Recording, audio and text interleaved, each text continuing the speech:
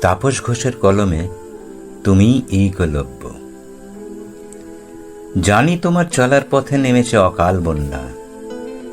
নৌকা একটা আছে, কিন্তু সেখানে বৈঠার চিহ্ন নেই। তোমার ছড়ানো জনপদ আজ বিলুপ্ত ইন্দ্রজালে। প্রশস্ত রাজপথে তুমি একা, ডান হাতের অঙ্গুষ্ঠ অর্পণ করে।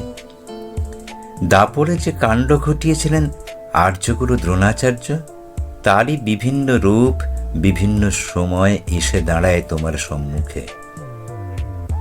তুমি তো কোনো কালে হেরে যাওনি। মাথা উঁচু ছিল, তবে আজ কেন পরাজয় মানবে অযোগ্য গুরুর কাছে? মনে রাখবে, তুমিই একমাত্র ক্ষত্রিয় যে একাই ক্ষত্রিয় ধর্ম পালন করেছে। তুমি হিরণ্যধনুর পুত্র, শৃঙ্গবরপুর রাজ্যের যুবরাজ, শ্রেষ্ঠ ধনুর্ধর একলব্য। তুমি অভয়, তুমি অভিমন্যু, তুমি নিষাদ কুলজাত। তোমার পরাজয় মানায় না।